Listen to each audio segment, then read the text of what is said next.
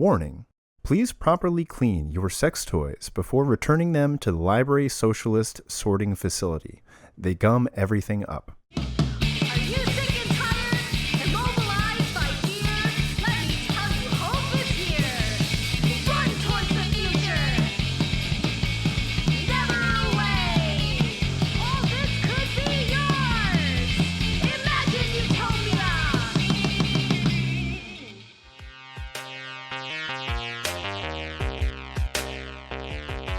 So happy summer, everybody. Yeah, happy summer. It's great. Not calling it white boy summer because that sounds weird. Ooh. The video of these, I don't know. This was on Twitter. Chris showed it to me. And it's like all these young, probably early 20s white guys who there's nothing outwardly Nazi-ish about them, Other but than you they're get a all feeling. white, yeah. You get a feeling. With the exception of everything about them. Yeah. But yeah, they were just walking, chanting "Groiper, Groiper, Groiper," Like you do. and I have no idea what That's it a was bit about. outwardly Nazi. It's a Nick Fuentes thing, right? Groiper. Yes. Yeah. Oh, yeah. is that that's what true. it is? Yeah, Oh, it is a Nazi thing. Yeah. Because Yeah. he got booted from Twitter or something, right? Like something happened to him where he was silenced. Probably. Yeah, he was recently. Which is why we're not talking about him or hearing about him anymore. First they come for the president of the United States, Yeah. but said I nothing. wasn't the president of the United States, so I said nothing. Back when I first started going on the internet, there was this real thing that you were supposed to like be ashamed of bringing internet stuff in real life. Like if you started using internet slang in person like that, it was a sign that you were like a really internet-y person, and like that's sort of bad. And that's how it used to be back in the day. And I really feel like this whole Nazi thing is a side effect of people thinking it's okay to bring the internet into real life. Actually, I mean, it's bad to be a Nazi online too. But there's a lot of cringy things about chanting Groiper walking down the street. But like the way I was raised is one of them is that you can't bring that internet shit into the airport lobby or whatever. It just makes you look like a creep. Well, also back in the 30s, or like what you say on a public address system, you don't say like next to each other as friends, like you don't. Like whatever you say on Over the on your, wire, over the wire. That was just for the wire. Did it for the telegram. It's cringe. That's cringe. That is not based. Yeah, it makes me think of when does the narwhal bacon, which used to be like in the earlier days of Reddit. That was what you said to like let somebody know that you're in on it. And letting the internet seep out into the rest of the world was a mistake. We should have never let it happen. And maybe we should pull the plug. I don't know. Yeah. Oh man. So who are all of us? Why is we talking? Yeah, that's a important question. It's a little early in the day for such existential questions. Yeah, this is a special episode of Ironweeds and a special episode of Srsly Wron because it's a crossover episode. What is this, a crossover episode? Yeah, Srsly Weeds, Iron Wrong. Yeah. Yeah. I think I like Seriously Weeds. Yeah, Yeah. seriously wrong weeds. Yeah. I am David Banks at DA_Banks on Twitter. Ooh, we doing handles? Yeah, why not? Wow. Let's just do it. We never Yeah. promote ourselves on our own right? show. We but don't. Yeah, let's do it. And I am 1/3 of Ironweeds. It's true. I'm Brittany Gill. I'm the second third _ Brittany Gill. And I'm Chris Scully. I'm the final third of Ironweeds, and I am offline, except for at Ironweeds Pod. Occasionally, I will post a tweet through He's that. a fraud. He's been telling people how he deleted Twitter. He's not posting. He's just using the Ironweeds account. So don't let him fool you, people. It makes a big difference, though, honestly. So I'm Sean, one of the Seriously Wrong boys. I just took a break from Twitter. My account is still up. Parasocial Pal. I changed it to recently, formerly arm_muscle. Try to mix it up. So if you're listening to this in the far future, you won't be able to find me. And that's by design. Parasocial Pal, because it's so weird on the internet, all these sort of like semi-friendships and stuff. This rich social gradient has really been sort of like, especially in the pandemic time, it's been making me think a lot about just like all the different types of relationships in the world and how we don't really have language to discuss them. And a lot of things fit under this boundary of parasociality, and people sort of monetize parasociality now, and all of it makes me feel uncomfortable. There's all this depth to it. That's why I picked the name. But since It's a great handle. Thank you. I was surprised it was available. All of them, parasocial friend, all of like parasocial's too new a word for all that to be capitalized. But I've been on the Seriously Wrong Twitter recently, just like you've been on the Ironweeds Twitter alone, and it's still so much better. Like I feel no desire to like express stupid things like my general opinion on Netflix shows never being good, you know, like, because it's like I don't want to say that in the show's voice. That's really a personal thought. My name's Aaron, also Seriously Wrong. I also mainly just tweet on our podcast account, SRSLYWRONG. If you want to look at my personal Twitter, it's linked there too, but there's not a lot on there. And yeah, I'm excited to do this. I'm happy to be here with you all. Yeah. We are too. Thanks, you guys, for coming. This is very exciting. Yeah. Okay, now everybody post your OnlyFans Twitter account, your OnlyFans account. Mine is actually Parasocial Pal, which is a wild coincidence. Wild. Completely wild. People keep on signing up for yours thinking that they're going to get me. And I'm sorry about that. I hope you haven't gotten any uncomfortable DMs. I have too many people on mine. It's too popular, so I don't promote it right now. But yeah, speaking of parasocial relationship, just being recently over the last year, like such a big fan of Srsly Wrong, I have to ask you guys, what's it like living rent free in my head? You guys like the decor? You know, I tried to clean up a little bit, but you know, like life's so busy. His head is so dirty. It is. We all know that. The living in heads metaphor is always, there's something about it that I just don't, I think it's because I see it used so negatively. Like, oh, so-and-so's living rent-free in so-and-so's head. I'm like, this whole metaphor is sort of weird about who's living where, like how many heads do you get to live in? And like, who pays rent for this? But anyways, the inside of your head's nice. It's a little, it's crammed because there's so much wisdom in here as well. But yeah, I try to keep it as folded as possible. I try to, many folds, many beautiful folds. They're saying more and more. We're going to talk about the library of heads today. We are. Right? I'm very so today we're going to be talking about something that the Seriously Wrong boys have expounded upon a bunch on their show, 3 episodes in particular, and I'm going to link to all of those episodes in the notes for this show. But we're going to be talking about library socialism, which I find very exciting. And whenever I hear an idea like a theoretical concept, especially something utopian, like my first instinct is to tear it apart and point out all the ways that it won't work, which is a sign that I love something. And it's not something I'm going to do today, but like I am so curious to get into the nitty gritty of this. So thank you for that. Do you guys want to tell us a little bit about this really wonderful concept that you've been developing? Absolutely.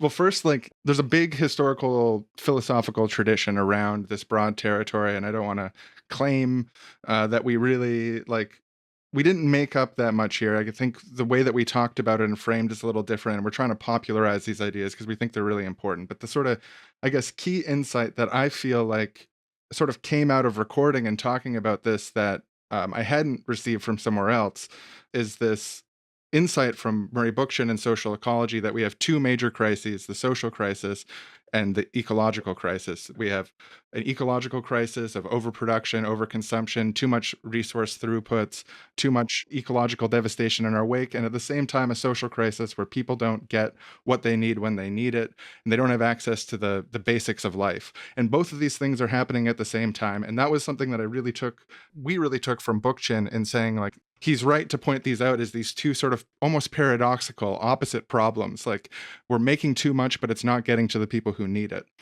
And then that was mixed with an insight that it's hard to place exactly where we first heard of it. But like I said, there's a big tradition of it. It's this concept of usufructian property relationships and the lending library. So what this means is a usufructian property relationship is a property relationship that's unlike the ones in our society where you have the right to destroy what you own and you have the right to abstractly own something in perpetuity. This is something that Bookchin and other social anarchists talk about as well, usufruct, but the connection to the libraries I didn't see made there. But basically, the heart of the point is that by sharing things, you can make sure that people get what they need when they need it more often by just sharing and making out systems to distribute things according to need when it's actually needed, rather than everyone, for example, having power tools in their house. You can have a power tool library in the community that you can go to when you need one specific power tool. They can be the highest quality power tools. They can be made from materials not to degrade, like under the capitalist system with the price and profit sort of system that we have here. Things are made to be rendered obsolete after a few years because they want to sell you a new power tool over and over again. They want to sell a power tool to every person in the neighborhood.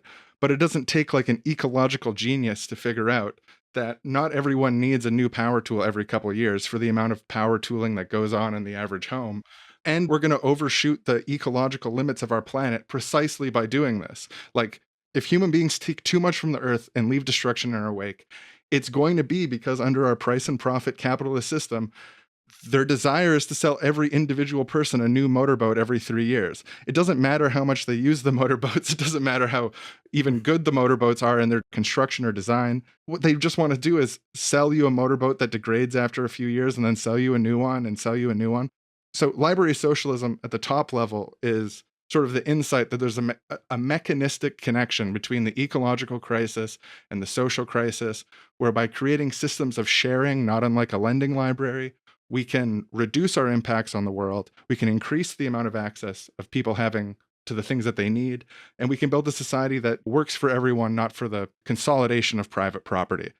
So that's the utopian vision of library socialism, and we've thought a lot about this and intermingled it with other ideas, and there's a lot of things that sort of tie into that in our universe, but I'd say that's the top level, and if that's what people take away from it, no matter what their tendency or what they're doing politically, if they can take that from it and really understand that, I'd be happy. Like, that mechanistic connection, I think, is really key here. Yeah, I just want to add on that. Like you were saying, these ideas of having property shared in common, usufructian property, relationships between people isn't something we invented or thought of. But like when Sean first strung together the two words library socialism and we decided to have a conversation about it, I think we were also surprised by how many things made sense thinking about it through this institution that already exists in society and that everybody already kind of has an idea how it works. Like, most people have used a library before. When you're talking about a future society where things are organized very differently, where social relationships between people and each other or people and items are organized differently, a lot of the time it can be very hard for people to conceptualize what you're talking about. But we have this institution already in society that's existed for a very long time that has already developed a lot of the types of rules or systems that we need in order to do this kind of thing, to share an item between many people and have many people get use out of that item. We do it already with books. So it's a really good intuition pump in that sense. And then the other thing is that when we started looking into like the history of libraries and like the struggle for keeping them funded and the theory behind libraries, like there's these 5 laws of library science that kind of blew our mind just in terms of like how well they explain how this kind of thing can work and like what the point is in doing something like this. But then also, like, libraries in society right now aren't just about lending books to people. They're about providing all kinds of services and items. Like, tool libraries and things like that do already exist and are kind of expanding the definition of what libraries can be. But even just like your basic library probably has computers for you to look stuff up on the internet if you don't have one yourself, or has printers for you to print things off. I have a printer now, but I used to go to the library to print things off all the time. And like DVDs, magazines, music, there's already a precedent for sort of expanding what libraries can do. It's a really useful intuition pump. And then underneath that intuition pump is a lot of really strong ideas and a really like strong basis for this institution that already exists that I think we can expand on to move society in the direction that it needs to go and solve these two intermingled crises that Sean was laying out. I really like the phrase intuition pump, and if I may prime our pumps for a moment, right? Like, just Prime like me, baby. yeah, just like tabula rasa, right? Like blank slate. Like, you think of a problem like, Brittany and I moved from Florida to upstate New York, so like we learned about snow, right? And you're on your block. It snowed 2 feet, right? And I have a shovel, right? And you get rid of the snow with a shovel, and your neighbor has a snow, like a snow blower, right, which goes a lot faster. And I was like, oh, I should go get a snow blower. And so I went on homedepot.com, www.homedepot.com. And It's like a local hardware it's a store. local if hardware you've store never heard around of here. it. I don't know if anyone's heard of it. But and it's like $700. I think the cheapest one was like $800, and these things are it's so got expensive. terrible reviews because It was ridiculous. I was like, I will use this 4 times a year, 5 times a year, maybe, right? Why should I buy one when, like, the very point of this thing is that I could do the whole block in the time it would take me to shovel just my house, right? And so, like, this is so when you're just like thinking like, what's the best way to remove snow from the sidewalk? It's the best way to remove snow from the street. The way that we do already now is that you have a couple people that have Specialized equipment. specialized equipment capital to make it done faster, and we all chip in to make that happen, right? And so like there's so many times, and I think if we just like started from jump, you know, like from the start, like what is the best way to solve these very common simple problems, the 5th 10th answer might be everyone own the same labor saving device, right? In the case of snow removal, for example, that's an awful way to deal with this problem. Yeah, if we could communally own the proper technological solution and then, you know, employ it in a way that helped everybody, that would be a minimization of the effort and therefore the negative, you know, consequence of having to do the work in the first place. Not to mention, like, not everybody wouldn't have to know how to repair a complicated piece of equipment and like watch innumerable YouTube videos trying to figure out why their snowblower won't turn on. Yep. Instead, you just have somebody who knows how to do that already. And you hopefully don't have to pay them $200 for them to come out and fix your $800 snowblower. Yeah. Now, this is the knockoff effect, negative implications of library socialism, is all of the how to fix it YouTube channels would now useless. would lose audience. I'm just kidding. Would really lose harm. a lot of That would hurt audience. the economy a great deal. I think. It's, you know, like it was like a 45-minute YouTube video where like the actual useful information is in like 8 minutes, and like, you know, there's like 20-minute lead up of like, oh, I bought this snowblower, you know, at Home Depot, www.homedepot.com. And, you know, like I once got the Ryobi. Don't ever get the Ryobi. You know, like my cousin, he buys the Ryobi version of everything, and I tell you, he's so cheap. You know, just like go on and on and on and on. And you're just like, I really need to just fix this snowblower. That is, I think, a real downside in a way of switching to a society that has more communal space, is losing out on all the weird subcultural sort of like neurotic media that comes out of living under a capitalist system,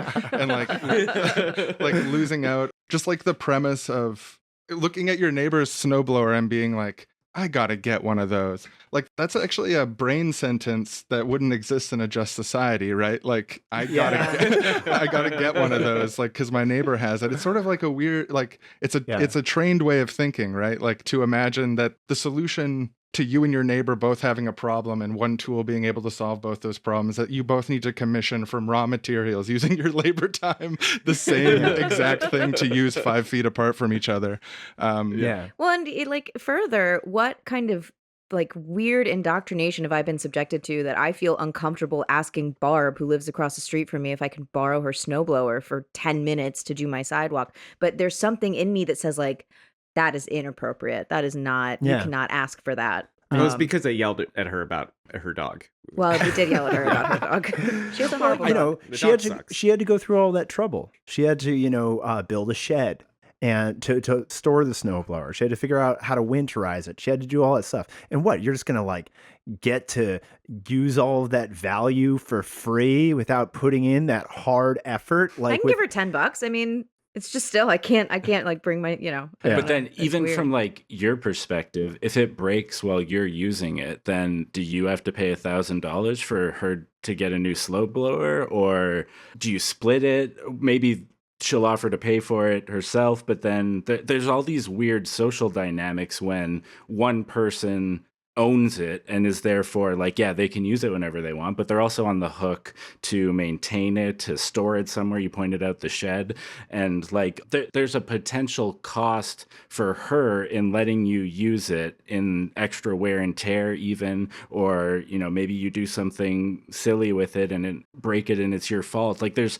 so many of those little things that could come up If that happens in a system where you're all sharing the snowblower and someone knows how to fix it, then it just becomes an issue of, we'll fix it, and now you know not to do that again, and it's our snowblower, we're all taking care of it together. But if it's her snowblower, then there's just all these weird social dynamics that are difficult to deal with, and it's just easier to just have your own and to not have to worry about another person using it or you using theirs, or like it. There's legitimate social reasons to not want to do that, in addition to the like weird social atomization stuff that comes out of how it's set up right now. Right. If you had conflict over her dog, even more so, then all of a sudden, if there was a mishap with the snowblower, all of a sudden you have got a highly personal dispute that relates to a dispute about a dog some time ago. It's not just a matter of figuring out the fair repair trajectory between the two of you. It's also tied up in, what'd you say about my dog? I mean, you have to fix it. These sort of like personal dynamics when you're making these one-on-one capitalist contracts, that we actually solve some of these problems underneath the current economic system through stuff like pooled insurance, where like by taking out an insurance policy, being paid out on your insurance is paid for by everyone's policy. So all that risk is pooled through this like financial mechanism that people make profit off of. But that same basic principle of coming together for that benefit, that same principle of coming together for creating an increased abundance by sharing resources that makes insurance markets work, can work with communally held tools and can work with, I always use the metaphor of meal prep, which is like, it's so much easier. Like it's maybe twice as hard to cook for 8 people as it is to cook for one person. So you save so much resources and time in a community by pooling resources around meals. And that's just like, in a sense, it's sort of abundant. If you assume that the natural state is one person doing something by themselves, the natural state is one person making a meal for themselves, then pooling resources around making meals is creating abundance, is creating like time and money out of nothing. And it's not actually doing that because we've been pooling resources like this for our entire evolutionary trajectory. It's only a very recent idea that we'd get so atomized around meals. But when you compare the two, it is sort of like printing money, printing social money in a sense. Because when we pool resources, whether it's through insurance or whether it's through usufructy and property relationships, or whether it's through like pooling meal prep time, you're creating something out of nothing by not wasting time in the way that we're expected to waste time, and not wasting money the way we're expected to waste money. You hear that, Russo? State of nature isn't what you think it is. And Kropotkin talks about this in The Conquest of Bread, which actually Brittany did a really great audiobook version of. When we were first kicking off the podcast, we had a chapter release at the end of each episode. And one of them talks about how just, a neighborhood, cooking, say, potatoes or something, and how just energetically the efficiency of like one pot of potatoes being cooked for, 20 houses is like so much more energetically efficient. But we have to balance that with the fact that individual homes might want a little bit more butter on their potatoes or a little bit more seasoning, etc. So like the idea, he proposed in the book is like, well, what you do is you get like an 80-20 approach, and you do like 80% of the prep time in cooking in, an efficient way, and distribute it. And then people can salt it or pepper it, or each individual cook can do a little thing. And now they've got, their own signature flair on it, which, satisfies other human needs of, variety and creative expression and time, orderliness, etc. And I think that would be badass. Like, I would love to be in, you see those like high priced meal prep delivery services or whatever, where they just like deliver you a bunch of like pre-made meals and stuff for like way more than it costs to make. Right. Like, it would be Like great. $40 for a plate of chicken. I don't understand it. I mean, But imagine it, Which, by the way, use the offer code Seriously Ironweeds for 30% off Blue Apron prepackaged a better way to meals. cook. yeah. You are alone in capitalist society. Eat like it. BlueApron.com. Well, that's with that meal prep sort of stuff too. It's like, I feel like they're taking the sort of economic material basis of library socialism and then making it work for profit, because they're able to save a bunch of money by, partitioning out all these meals in this way, buying in bulk and all this sort of stuff. So they're getting this collective benefit that we could create in our communities through social organization, and then they're packaging it and selling it to us. So the same way that like Spotify is a great service in the sense that you can access all this music, even though the capitalist back end of it is really fucked up. And the more you research about it, the more you find, artists don't get paid fairly and so on. It's basically like Napster without people, at least feeling a little bad about it. Is like that same benefit of like in a library socialist society, you should be able to access all music at any given time. And the economic system we have can take these benefits of pooling through their very specific power-laden mechanisms, take that benefit, put a cap on it, and then sell it to you. But that sort of like pooling, that coming together, is one of like the economic drivers of actually existing society. Like the capitalist society acts like this pooling doesn't work or isn't part of economics, but it just is. Like it just I'm struggling to explain the totality of this, but there's this overlapping principle, which is like when people come together, you can generate time and energy and so on by doing so, in comparison to doing it by yourself. And the capitalist system uses this every step of the way whenever it can, and then tries to sell it to us. The same with like your meal delivery services. And under a library socialist society, I think a meal delivery service sounds awesome, but you probably want to do it on like a neighborhood by neighborhood basis. And it might be a more cooked, like an 80% cooked meal, like you're saying, or like it could be a group of people cut up all the salad stuff, they split it up, and then you have the option that you can have the neighborhood salad that day. Like it's a little fanciful in a way, but it's also just really, really pragmatic when you think about the logistics of like managing all of these people's lives, and that everyone has to like cook their own meals right now or go to restaurants. It's no wonder that even though people feel bad about it, they go to restaurants. It's a natural thing to like not cook every meal you eat. It's something that Yeah. we've done for our entire human prehistory, is have shared meals. Yeah.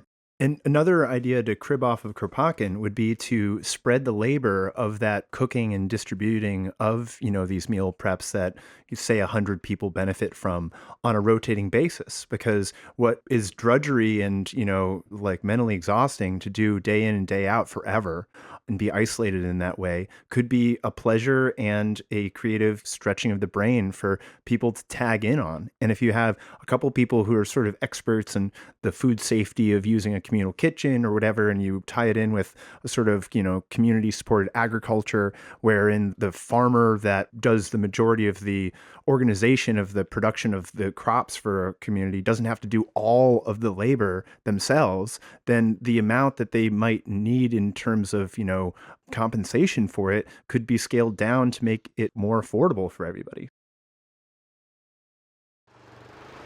Oh, man, I can't wait to turn this plot of land into a garden, but until then, I guess I have to keep the lawn nice and short. I'm gonna, darn it, I hate this lawnmower, it stopped working. Hey, Dad. God Dad? damn. Wait. What are you doing? Yes, daughter? Are you kicking that lawnmower? Yes, I have to get this done because we have a dozen other things to do today, and it's not working. Kicking it's not going to make it work any better, Dad. Yeah, Dad. You just got on to me last week for mistreating library property. You know what? This is like so typical. Dad, you got to be nice with our communal property. Yeah, it belongs to everybody, Dad. Yeah, I mean, look, I understand this lawnmower doesn't belong to me. It belongs to society, and I'm just borrowing it while I maintain this mortal coil, and once I'm done with it, I have to give it to someone else. Like, I get that. But right now, I really need the lawn to be mowed. I'm very frustrated. But kicking it isn't going to make it better. What are you, the Fawns? Don't you remember when we tried Fonz for Crimes Against Humanity for his destruction of jukeboxes? I don't want that to happen to you. It was appropriate that he was eaten by a shark, because that really did ruin that television show. I am so embarrassed that you're talking about Fonzie. Like, Dad, they had a workshop on lawn mowing repair like last week. They're doing it again next Tuesday. And Jerry down the block, he can fix it. Like, I was busy at the Learn How to Fondue workshop, so I missed the lawnmower workshop that I probably should have gone to, but there's so many interesting ways to fill my time now that we've had a successive number of social revolutions that were peaceful, and it delivered us into a library socialist utopia. So I guess I really should have, maybe picked the workshop that works best. There's always next week. They do offer them every week, don't Why they? don't you ask Jerry for help? Jerry... If he knows how to do it. I think Miss Elaine can fix lawnmowers too. There's lots of people who can help. You just gotta go talk to them. I would rather talk to Aline than Jerry. Jerry and I, we had an argument. I did yell at Jerry about his dog, but I mean, like, the dog always poops on the one part of the property that is still a lawn. That's probably why this lawnmower doesn't work. It's got dog poop in it. Dad, it probably doesn't have to do with your personal dispute with the neighbor. It seems like a mechanical issue or something like that. I know you're feeling aggressive, Dad, but all of this kicking and blaming, it seems like pre-revolutionary world aggression that you shouldn't be passing on to the next generation. And I'm just saying that as a 6-year-old. Yeah, Dad. Yeah, Dad. I mean, I'm 15 and incredibly self-absorbed, and even I know that this is not how you treat shared property. Like, it's just not. It's not a vibe at all. It's not a vibe, Dad. That may have been the way they used to do things, Dad, but nowadays we have better options to help each other. You can't point a gun at the lawn and make it grow, Dad. You have to nurture it. Gosh, you kids, you always keep me right. I do care and love each and every one of you because I was able to have kids when I wanted them and was not just forced into some scenario where I had to be a caregiver when I wasn't ready. So I think I am ready to grow and understand and actually learn from you, not just me teach you in some sort of banking model of education where I fill your heads with knowledge that I already have. Knowledge is something that grows in between people, not just, something that you give someone else. It's mutualistic. We're learning from each other. This is so lame. I'm out of here. I'm going to Janine's. Bye. Tell Janine that we want that blender back. It's the nice one. I like that one. The one in the library that is still available, I don't like it because I don't enjoy the color. I like the color of the one that Janine still has. Whatever, Dad. I agree with Dad. I want the nice color one. Janine's been holding on to it for too long. Actually, maybe if I just do this... Oh, hey, it's working now. See? Turns out it was just out of solar energy. Dad, what if instead of cutting a short manicured lawn, we rewilded the lines with indigenous plants to help sequester carbon? We could do a permablitz. Kids, I knew I'd listen to you for a reason. Papa and multiple children. So I'm just going to admit it. I have the sin of lust, and that's gear lust. As a engineer and a technologist, You're a slut for gears. I just can't get enough of that juicy technology. And there was a phrase that I forgot who said it, but it's been rattling around in my brain for a couple of years now, that humans are the reproductive organ of technology. Ooh, I like that. And I do feel that way often. And I guess like in a library socialist society, there's going to need to be a lot of technological development, innovation, maintenance, repair. It's not like that will suddenly be a less technological society. It will just be less atomized in terms of the ownership and distribution of the labor associated with that technology. And I guess like I'm interested in what you guys think would be like socially requisite for transitioning like our personal like tech gear lust on whatever distribution we have right now toward one where it's a collective enterprise, like one big gear lusty cuddle puddle or something. It's disgusting. That sounds That's disgusting. How many diseases are going to be in this cuddle puddle, Yeah. Chris? Well, there'll be probably a little bit of computer viruses, but Are you hopefully- asking like how to organize people who want to work with gears, like rather than the bosses paying people to do jobs thing, or are You trying to fuck my dishwasher?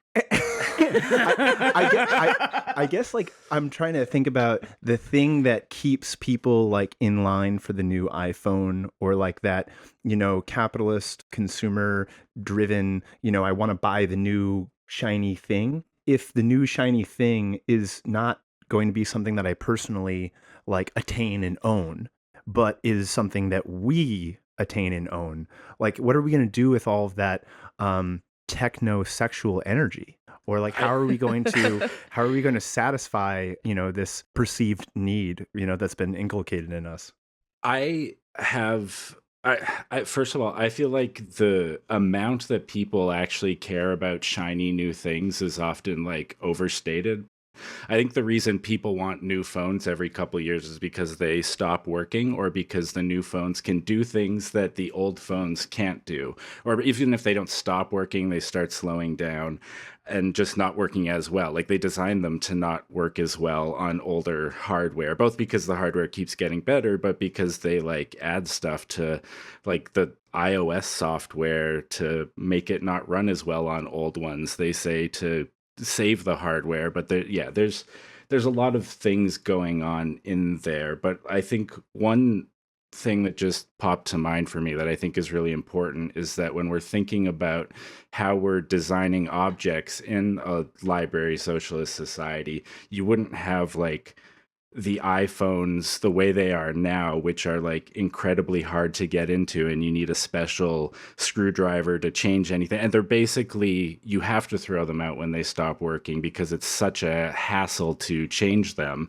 that it's not worth it. And you can have smartphones that are modular in design, and you can swap out the core if we've invented a new way to make cores faster, or if we've figured out, using 3 cameras lets you take 3D video now, and it's become a thing where people want it.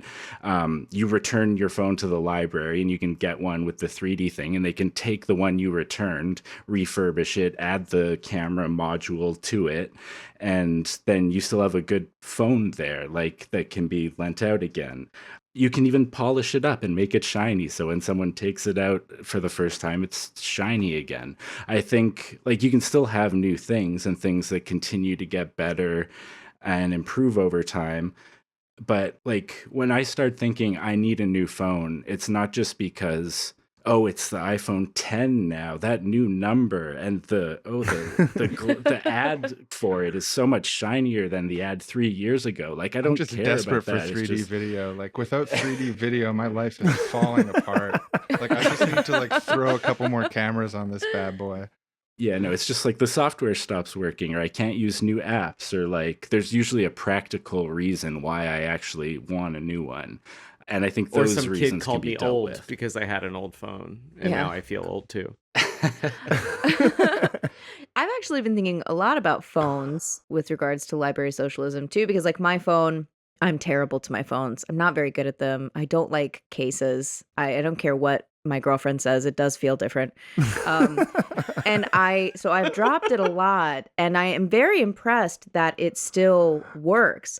But because they made it all glass, the back is cracked. I'm holding up my phone as if anybody can see it, and nobody can see Yeah. it. This is an audio. This is an format. audio medium. Yeah. But I was just seeing this article about them sending all of these iPhones with cracked backs to, I'm sorry, I don't remember where, like El Salvador or something. And they were just like smashing up the phone, Yeah. and they weren't even actually repairing the glass. They Yeah. were basically sending people new phones under Yeah. the guise of having repaired it. And like, I think a lot of this stuff is just about, like you were saying, I think it's a lot of it's about the way that it's designed, which is not for longevity, because they don't want you to keep your phone for 6 years. And so part of that is like an entirely different conception of the purpose of designing objects for consumer use. Is that like, my mom complains about like her washer and dryer, and she's like, the one I had before this set, I had it for 17 years before it broke. And this one, I've had to have repair people come out and work on it 3 times. I've only had it for 4 or 5 years. You never know, like sometimes with older folks, they're like, back in my day, everything was better. But I think with this thing, it's actually true. Like, I think that planned obsolescence has gotten worse and worse and worse over time. So yeah, that makes me think about the ways that library socialism as a model, as a utopian model, wouldn't just be about the fact that like you check things out from a local library and that's how you get your power drill, but it would have to change everything upstream of that. It would have the entire like productive system would have to be very, very different. Yeah, I think the incentives for production would be very different. Like when you were talking about it needs to change upstream from the drill too. It's like you have a drill making factory or whatever, and your goal is to make a drill that's affordable for most people and that won't work so badly that they'll complain and you have to replace it right away for the most part. but that probably won't last super, super long because then that would just be a really, really expensive drill. Like you're going to produce one certain type of drill, but if you're producing a drill for a library system where the goal is that it's going to work for as long as possible, and like, you know, unlike phones, there isn't a ton of technological innovation in drills. Like you can make a drill that works Shows for a what really, you really know. long time. Sorry. What about a drill that connects to your phone and then you can turn on the drill from anywhere? And then like you can tell your other friends what you drilled recently. And like you can have a whole timeline of I'd like things to be that able to you've tweet drilled from my holes drill. in. Yeah, yeah. Yeah. Personally. Yeah, call it holer. Driller. Driller with no E. The eye holer. Yeah, eye hole. Yeah. Yeah. I mean, I guess like I'm just thinking about like the social implications of our relation to technology and technological change, and how it's like sort of marketed as like a societal event when a new iPhone drops, or we suddenly, you know, have wireless charging on something, and everyone's like, whoa, check this out. And they have like, you know, the expos and everything else. And it's like, if we lived in a library socialist society, I think that that desire of engaging like in like a crowd kind of way with the introduction of a new technology could still be harnessed, because it's like I think that that's something that people seem to like, you know. It's certainly like an element of like the consumerist funnel to like get people whipped up and create artificial desire, but it's also like it's sort of like when I see, you know, China sending up a new rocket to the moon base, I have like this feeling as a human being of like, we're progressing, we're actually gonna do it, you know, we're doing like this new and exciting thing. And I think like you could do that outside of it being like atomized and individual ownership of the net product of it. Yeah. So when Absolutely. I want to check a rocket out of the library, how long do I get to keep that for? Is it going to be long enough to make it to the moon and back? Yeah, I don't know. What do you guys think?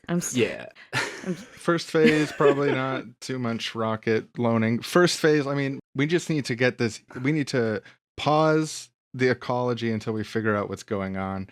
I don't think the space travel stuff, the space travel stuff is so like front and center for the first phase.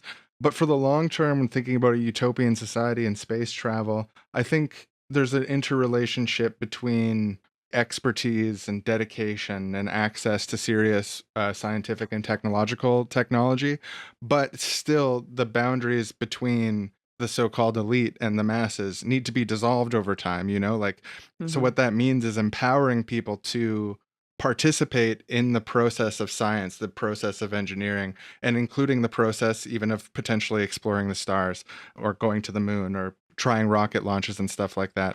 I see this as needing a really to be responsible with something like rocket technology, which I think is a little different than a snowblower. You need to build systems that people can have faith in, that are participatory, where they can help set the own boundaries of the systems using their own common sense and their own sort of like democratic deliberation and so on.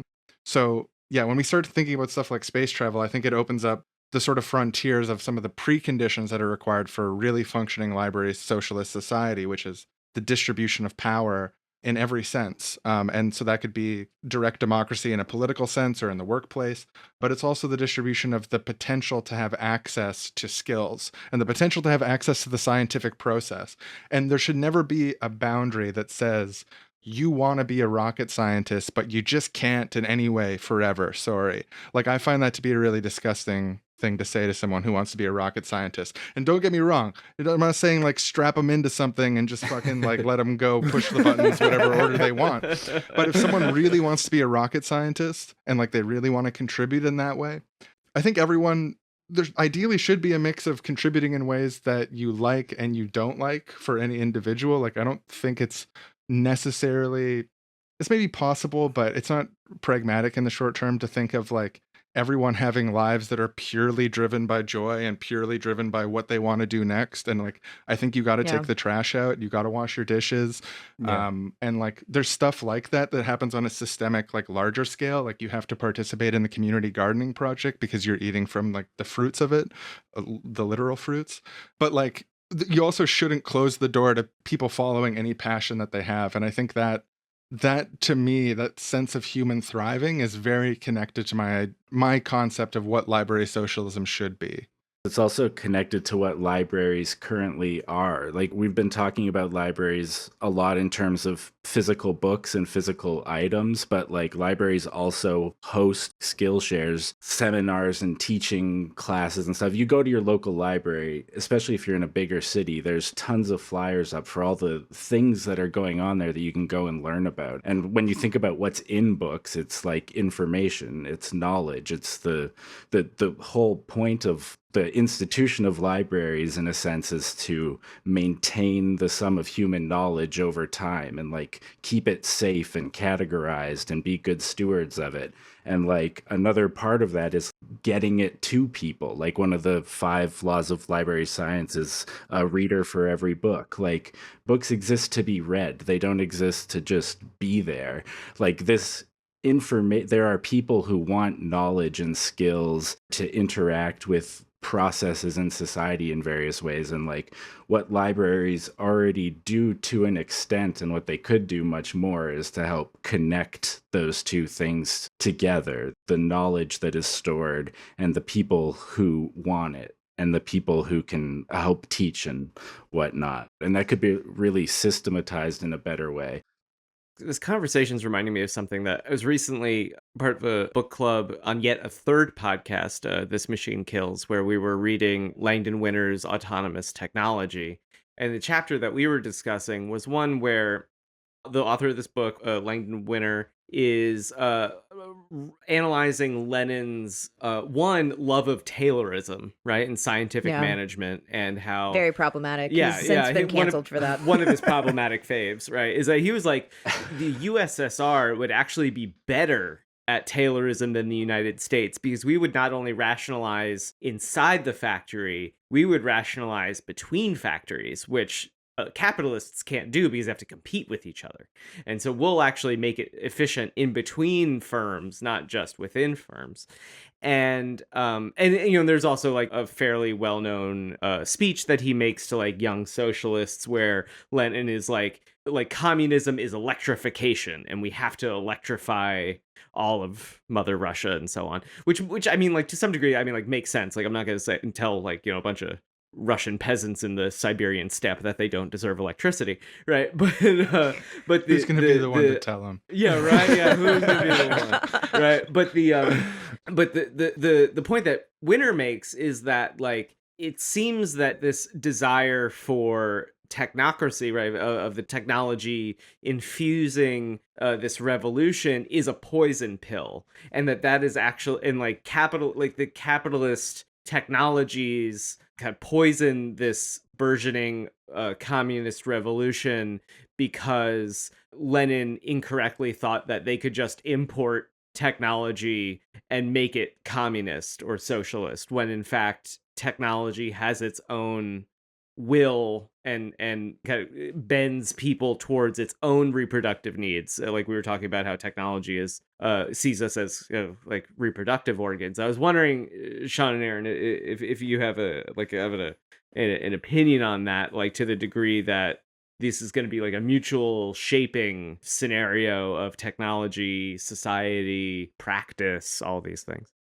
I think I'd have to think about it a bit more, but like I tend to think of technology much more as tools, and I do think that the way we shape our tools and the way we design our tools, and like really importantly the social systems we use to produce them and share them or not share them, are going to have huge effects on us as people. But I don't know if factories are inherently going to make kind of what happened in the USSR happen, or like electrification. Like the thing about what you said that stood out to me at the top was the scientific management and Taylorism stuff, and the like idea that like, oh, it's rational and efficient to have one person working one spot at the assembly line all day long, because like they can just do that one thing over and over again and it's super fast or whatever. And it's like there is a sense that that's rational and efficient, but it's also not rational in terms of like what human organisms are designed to do. I guess in a sense, like, that is not taking it as a relationship, being like, what's the most efficient way to run this machine, rather than what's the most efficient way for humans and this machine, whatever machines this factory has in it, to work together to make what we need to make. Like, there is something in that of like bending the human will to the shape of these machines in this assembly line, like Taylorism view of things. But I think it's not inherent in the machine that we have to interact with it like that. And I think there's probably different ways we could design machines to minimize that. But even if the design of the factory stays exactly the same, I think we can just interact with it with different social structures, and you'd get very different results. So that leads me to another topic I've been itching to talk to you two about. And this is the sort of like path, as you guys are imagining it, of which we would go from a society in which all of the means of production that our lives depend on, all the technological infrastructure, the factories, the farms, the equipment, etc., are all being used primarily for the exploitive profit interest by a minority of people who own the legal right to do with what they feel these pieces of equipment, et cetera, that our lives depend on.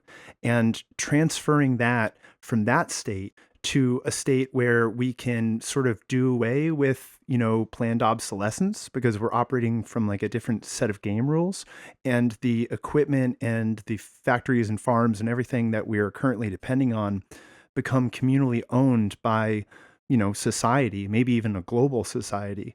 That seems to be, expropriation, and like I'm interested, you guys have this vision of doing it sweetie pie, and that it can only be done sweetie pie.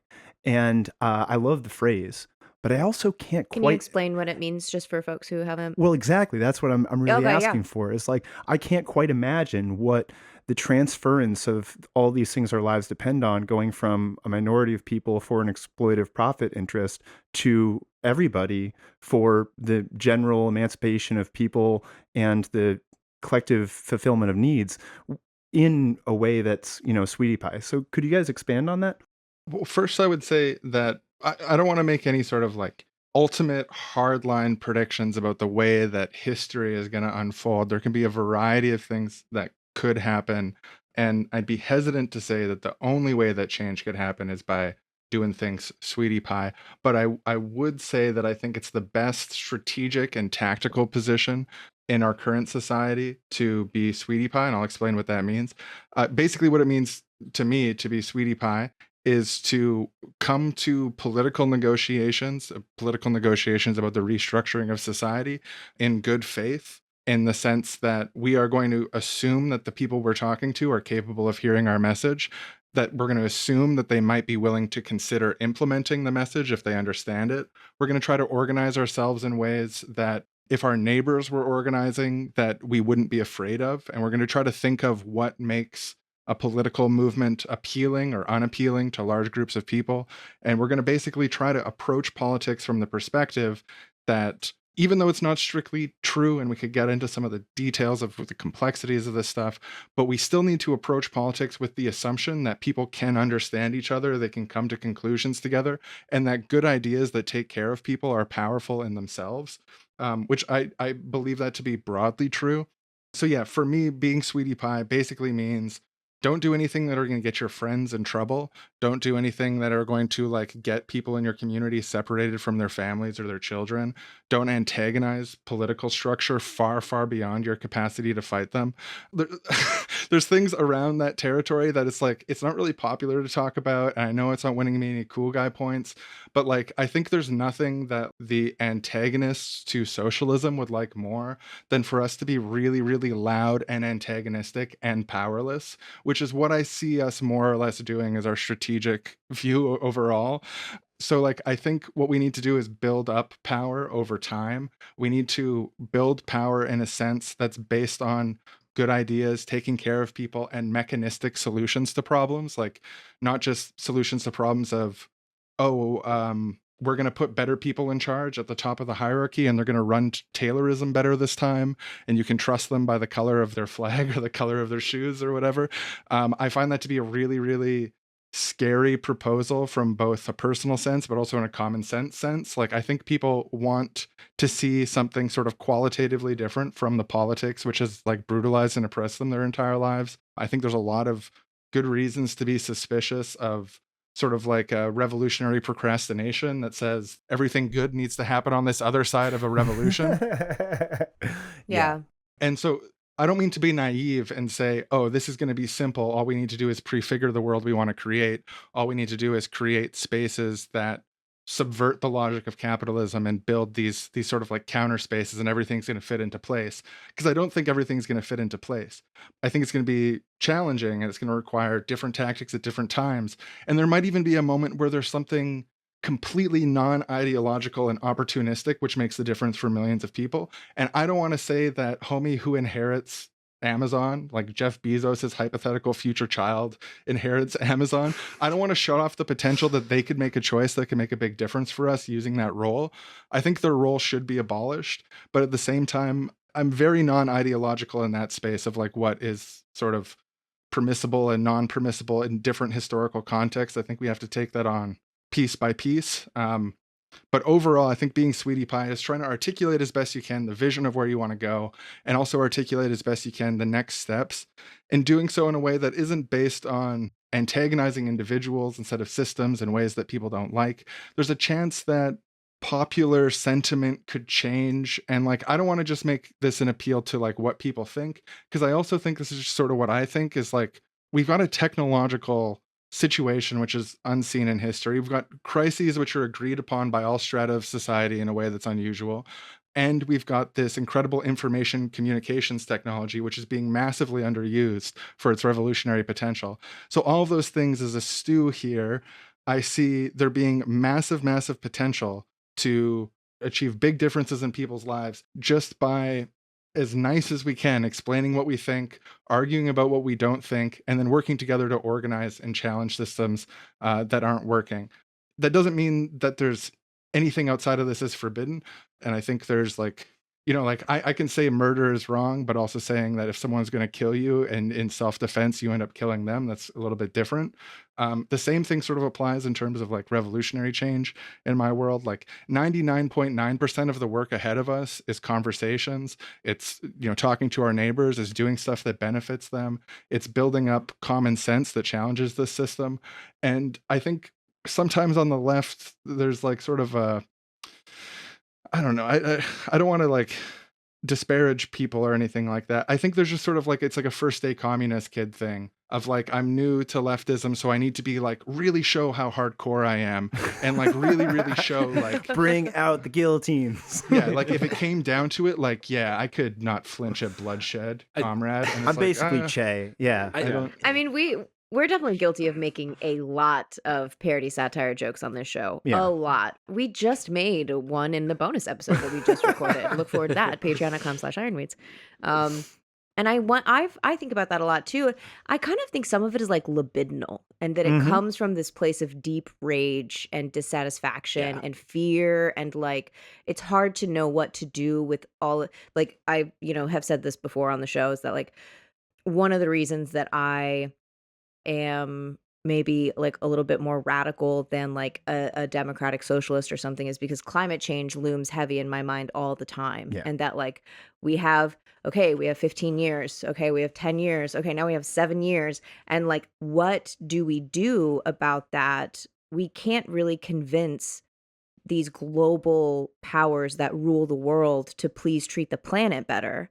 And so I think some of it might be, I think it's actually maybe more naive to conceive of a violent revolution than it is to conceive of like a one based much more in persuasion and solidarity building, in part because we don't have anything relative to, the elites. Like I don't have a tank.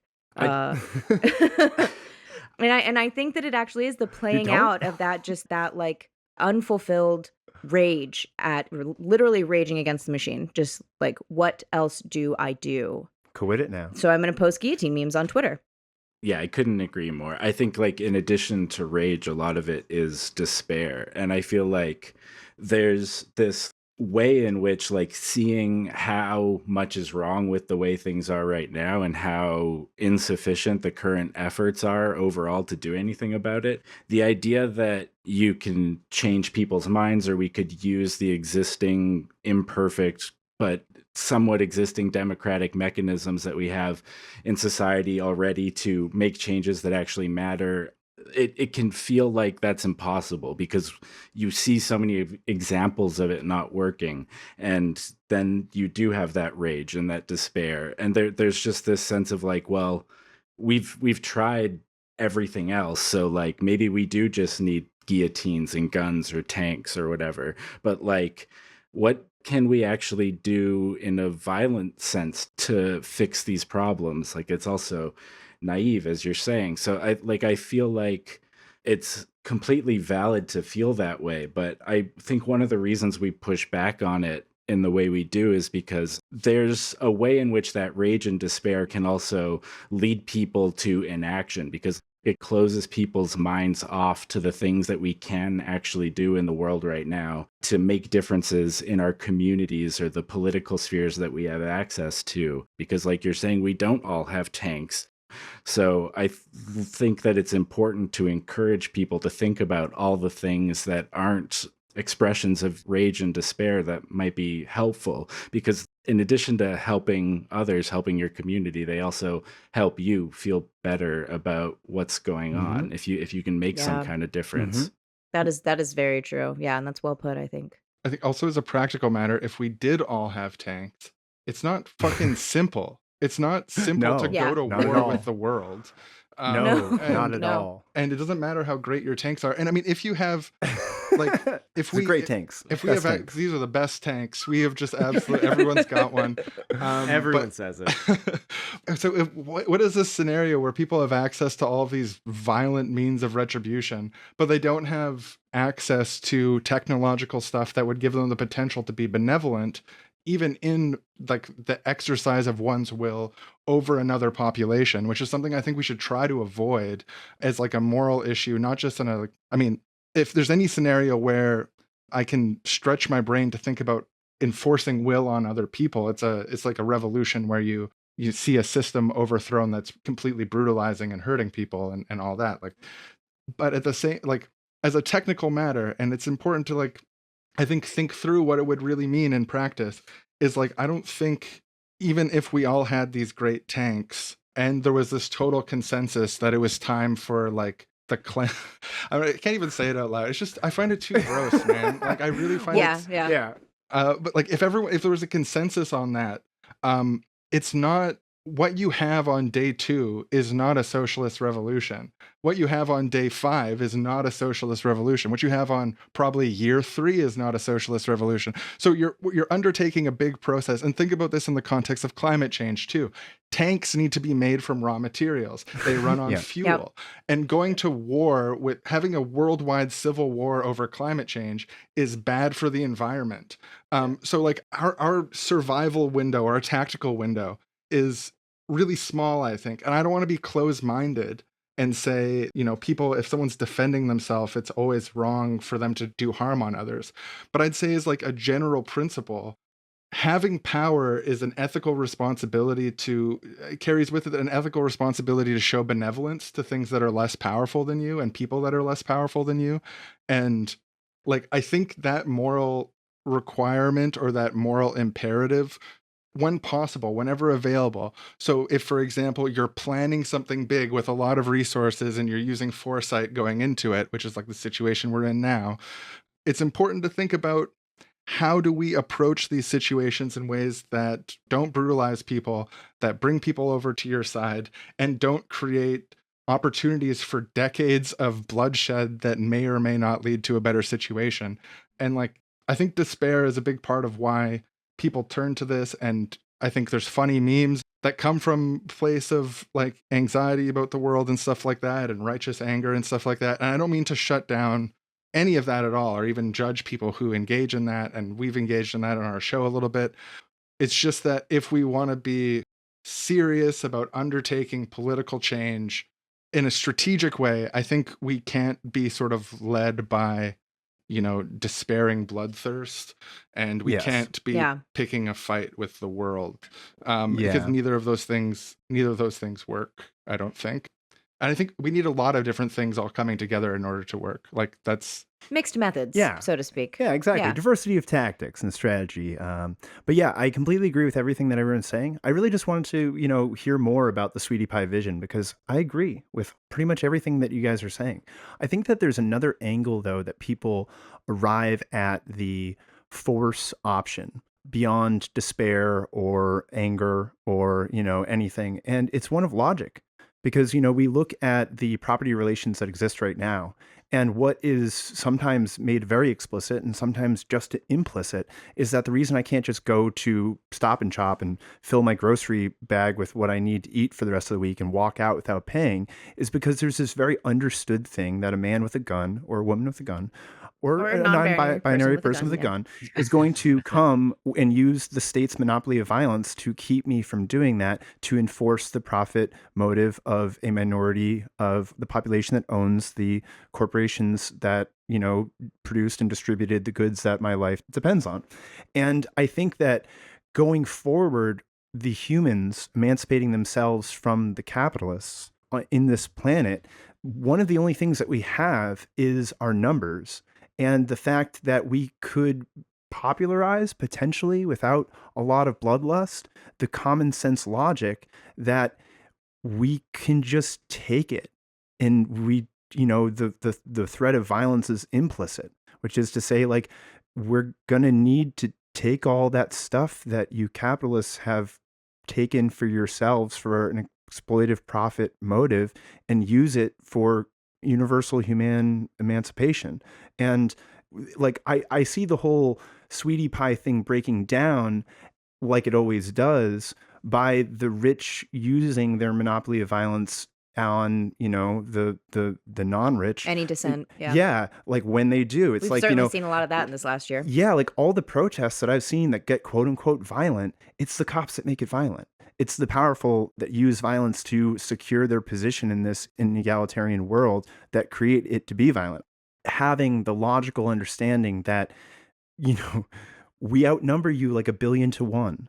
Like, with all of its basic physical implications, I think that it's important to have that in the back of our minds and to, on some level, make that common sense, which is, like prefigurative narrative work, but not focus on it too much because like any individual, organization that's trying to just like feed their neighborhood, if they try to use the tactic of violence, obviously they're going to lose, like in their isolation and like the incredible, asymmetry of the forces that are to be brought to bear. So Yeah, I mean, I think this is where maybe like labor movements can be really helpful because, a general strike gets the goods. We haven't yeah, had a general strike in this country since I Ever. don't even a very yeah, long time. Yeah. union makes Um, us strong. And, but one of the weaknesses of that approach, the plus is that it's nonviolent.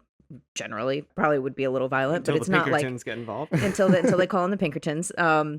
But the problem is that the only concessions that you can really gain are those that still allow capital to exploit your labor. All you can get is better wages. Like you can't.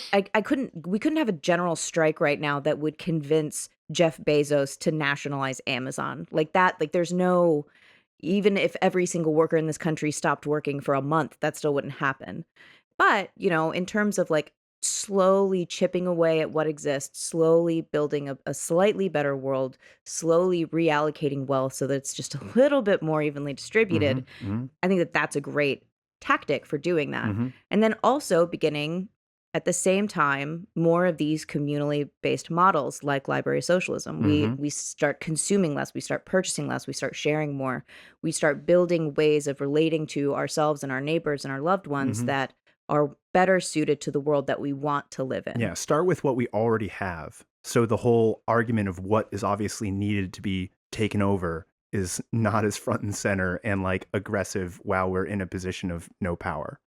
on the history of labor struggles and like it's the cops that always bring in the violence. Absolutely. Like we did a show on the Winnipeg general strike a little while back, and that's exactly what happened. We talked about May Day recently. You go back in that history, it's exactly what happened. It does happen over and over again. Like once you challenge the power of capital, they're going to send the guns after you kind of thing. And that's absolutely part of the history there. I think there's a difference in terms of preparing for that or understanding that that happens and seeing we need to start a violent revolution as the method or like that's what's going to make things happen. Also, I think it's possible we could nationalize Amazon with a combination of strike tactics and voting in people and whatever, like even like a social democratic type system. I'm not saying this is socialism, but nationalizing something like Amazon, because Amazon, you can do like they've monopolized retail. Exactly. That's what I wanted. They made it so easy to take. Now we get all the retail. This is according from a Marxist perspective. This is exactly what capitalism is supposed to do. It's supposed to build incredibly powerful tools and systems that we then steal from them in expropriation. Like it's all going according to the plan. Everything's going fine. I would be like remiss. I would be a terrible professional if I did not take a brief second to promote my other podcast, which is called Reaction. And the first 3 or 4 episodes of that show are all about the Pinkerton National Detective Agency. And it's quite good, in my opinion. It's excellent. I talk a lot about labor movements during the Gilded Age and how a lot of workers got killed. But you know what? They took down some Pinkertons too. So yeah, and well, I think that is important to consider is that like, going back to like the idea of like what form technology takes to empower or disempower different groups of people is like, I wouldn't go so far as to say like, car dependency was designed from the outset to destroy worker power, but it is interesting, right? that cars do a lot to increase the police state, right? Because now you have to manage everyone that is piloting these vehicles and you can pull them over and the Fourth Amendment doesn't matter anymore once you're in a car, a bunch of stuff like that. But then on the other side, you then disempower people who like run buses and trolleys and all these other modes of transportation that when they didn't like something, they could shut down your entire city. Yeah. Like no problem, which is a centerpiece of our show's namesake. The Kennedy novel Ironweed, features a streetcar strike that happened in Albany that shut down some of the main finance centers of the Gilded Age. And it was later, but they did it then too, right? And same with rail. I mean, you could shut down the whole region. Could shut down the whole country, striking a railroad. Yeah. So like these are like the kinds of technologies we use to get around, to buy things, to talk to each other, to send dick pics. Like all of these things have different kinds of power in them, depending on how they're used and who has the expertise to operate them. Yeah, you can't shut down all cars, but you can block traffic, and they do really get mad about that. So it's they do. They get extremely they mad run about people blocking over. In traffic. fact, a lot. In the last year, how many people now, aren't they? Like, in Florida, it is they've legal. done it in a couple states. In Florida, it is legal to run somebody over. Yeah. Thanks, Ron DeSantis. Yeah. Best governor. Yeah. He's going to be our president. Yeah. He's going to be our next president. Yeah, keep that name in your mind, Ron DeSantis.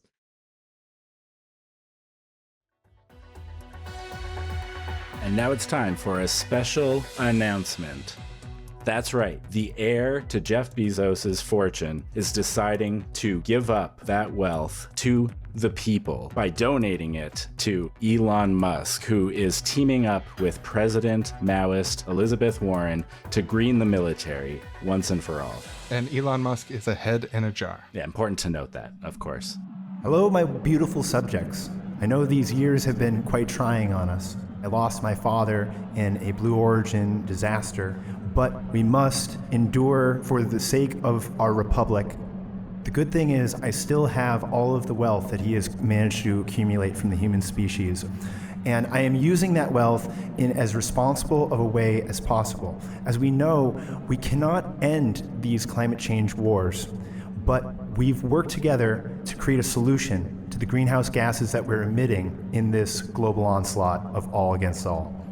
I have here with me the disembodied head of Elon Musk, also due to a space mishap. Thank you, Jeff Bezos Jr. It's so nice to see that you have grown into a hairless man just like your father. That's a little sensitive to mention at this time, but thank you. It is, of course, my pleasure, as even though I am just a disembodied head in a jar, like you said, thank you for bringing that up. It's very awkward to bring it up myself, so thank you for saying that. We at Tesla and SpaceX have decided to build a tank that is electric powered. It is 100% renewable. It gets 300 miles per charge unless you use the railgun, in which case you get about 5 miles. It is called the Cyber Tank, and it also, when you press this button, here, press this button. Press it. Pressing the button. Oh, you like that? It sounds like a mariachi band. It's very nice. Delightful. That's just a fun thing that you can do on the battlefield. It really lightens things up, because otherwise it gets very serious, you know? So anyway, I'm really happy to be able to bring this tank to what is left of the American federal government under the brave direction of Chairwoman Elizabeth Warren. Thank you, Elon. And can I say, as chairwoman of this great falling apart nation, I just have to say that I think these electric tanks are gonna be a real game changer. You have to understand, there are mommies and daddies all over this great nation, and they're worried about their little babies, their daughters and their sons and their non-binary children, and they're wondering, when is this climate war going to end? How much longer are we expected to fend off the hordes of climate refugees at our borders? And that's why we've got to have these electric tanks. And I know what you're thinking, Liz, shouldn't we have a little human decency towards these folks? I mean, aren't we part of the reason that they are at our borders in the first place? And I say, maybe, yeah, maybe. What was I saying? Little Bezos, jump in here. What are these tanks good for again? So it is a tragedy. We are killing so many people. But we also have to think about the next 7 generations of children and, as you said, mommies and daddies. They're going to be breathing the air that we are currently toxifying in our struggle to hold on to the ill-gotten gains of this empire. And if we can make that tank that is going to crush these refugee children all over the world run a little greener, my question is, why shouldn't we?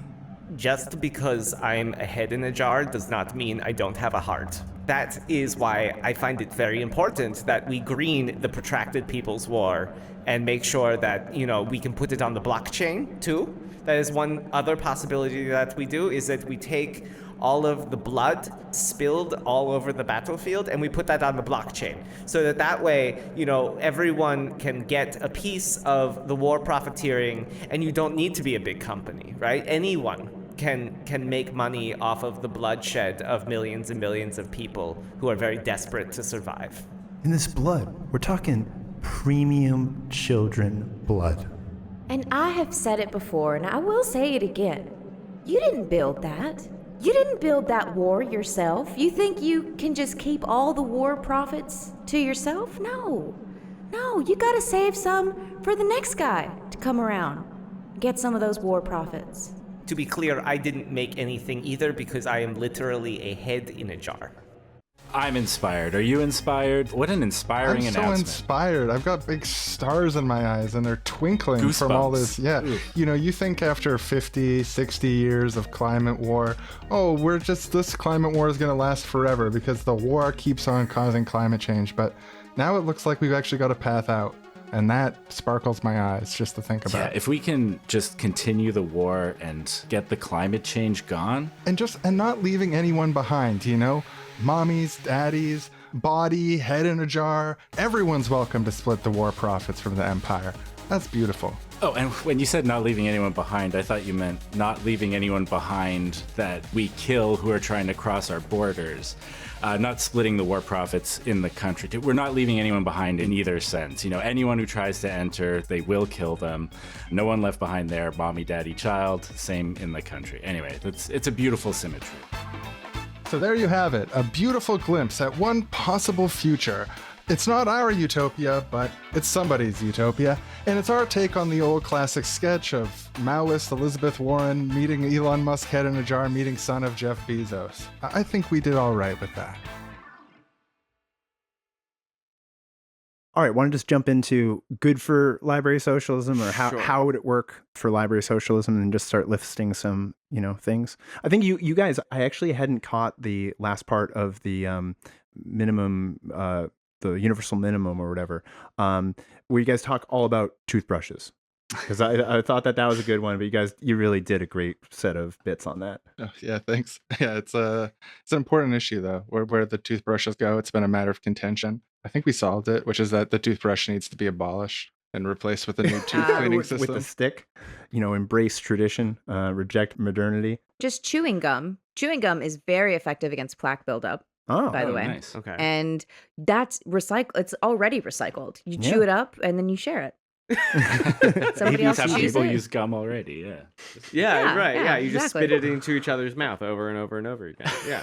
That one's okay. So that one's out of the way. That one's simple. Yeah. Right. What about sex toys? Yeah, where's my hibachi vibrator? Is that what? No, hibachi's the restaurant. Hitachi. Yeah. A hibachi vibrator would be painful, and you should not do that. But it would be tasty. Maybe. Yeah, I think Personal property, I think, is the sort of territory we're dealing with here. It doesn't, I mean, at the end of a life cycle of it, I don't see a reason why it shouldn't be returned for processing. I have faith in our ability to sterilize materials and understand what materials are suitable for being reused in that very intimate way. But overall, I think you could just hold on to it for the life cycle. I don't think you need to return that one every week. So as the technology improves and we get toward really sophisticated sex bots, they're not forced to be polyamorous. People, they can have their their waifu robot. I won't. Maybe I'll let the people of the future decide that. It's too much for my 2021 brain to. Yeah, I'm a 2021 conservative in the sense that I think that part of the goal of revolution is to prevent the existence of sex bots at all costs, like full ones. I support that. I support that. I don't really like the way this. When I use my science fiction brain on places where full sex robots would go socially, the liberatory potentials seem very fleeting compared to all of the really fucking weird potentials. Yeah, I totally agree. I think with we've already with that perfected take. the sex toy. We got it. It's Each other. Maybe the real sex toy was the friends we made along the way. Yeah. I actually think so. It's a very snarky kind of silly question to ask about do we return the dildos? But the reason I think it's interesting is because it makes me want to know what falls into the realm of personal property, and I think some things are more obvious than other things. But I keep thinking about.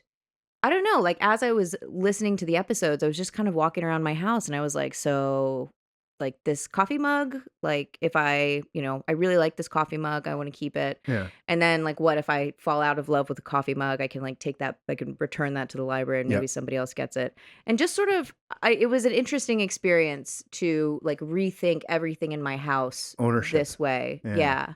So what would be the things that I would definitely, they would be mine forever. What would I have the right to destroy in the Usufructian model? Yeah, I don't know if I would really even want to draw the line of personal property. I'm not necessarily against it, but when you think about another example I thought of that's a bit less graphic than sex toys is old shoes. And shoes, you get holes in the soles and they smell bad after a while. And do you really want to wear something?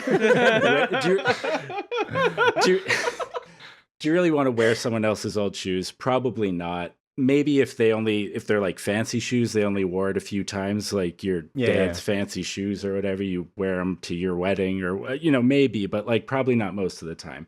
But the shoes with holes in the soles, there's useful materials there. And like, you maybe aren't returning that to the library for someone to take the exact same shoe out again and just wear your old shoe. But like those materials can be broken down and used in the library system, in the production process for other things again. And it's like currently the way we think about things that we own is we own them until they break and then we throw them out.